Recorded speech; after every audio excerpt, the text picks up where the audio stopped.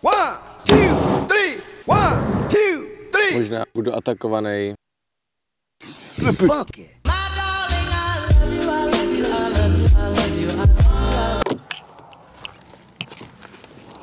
V momentální chvíli mám asi hodinu na to, abych dojel domů, převlíkl se a šel do práce. By the way, vstával jsem asi před 2 hodinama, protože jsme byli včera na noční, což není jako úplně moc. Neberte mě zle, já mám svým způsobem práci rád, ale čas je to důležitý, co na tomhle světě máme, a v momentě, kdy ho je nedostatek a my ho nevyužijeme tak, jak bychom měli, tak je to prostě blbý, nebo aspoň z mýho úhlu pohledu je to docela blbý.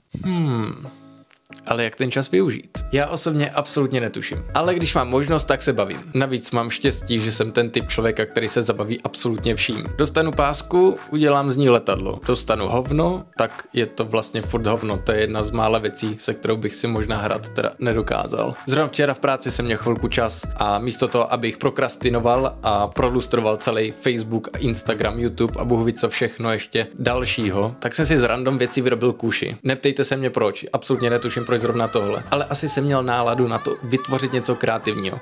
Navíc mě k tomu stačilo jenom nějaký železný pičoviny, vykuchaná propiska, pár šroubků, co jsem našel po krámě a gumičku. Potom přišlo pár testů a voilà, ono to nějakým způsobem fungovalo. Akorát při tom, když jsem to natáčel, tak se mě to zrovna rozbilo. Takže i tahle věc měla tak trošku mouchy. Chtě nechtě, člověk má vždycky tak jako trošku možnost volby, čemu bude věnovat čas. Dokonce i na místě, o kterém si nemyslí, že tam ten čas má. To znamená, že člověk má vždycky tak trochu na výběr. Buď to zkusím něco vytvořit, anebo nebudu tvořit vůbec nic. Akorát když člověk nic netvoří, tak to má poměrně nepříjemné následky. A to takový, že člověk hodně času stráví na sociálních sítích, což mu přináší akorát depku, nezanechá nějaký odkaz, nemá žádnou věc, na kterou by mohl být po nějakém čase pyšnej, a věřím, že je dalších 100 možností, jak se cítit potom, když nic netvoříte. Když člověk tvoří, má být na co hrdý, věnuje čas nějakému seberozvoji a může mít co ukázat mámě. Jakože hej, koukni mámo, vyrobil jsem kuši, úplně zbytečnou věc, která se pak rozbila, ale takhle já pracuju. To je pičovina. Celý tady ten vlog je asi pičovina, ale zkouším si různý styly. Vlastně teďka bych normálně čuměl na YouTube. Já sám bych se chtěl v následující době věnovat prakticky zbytečným věcem, protože přesně ty nepříjemné pocity z nic nedělání, tak jsem v poslední době dost prožíval.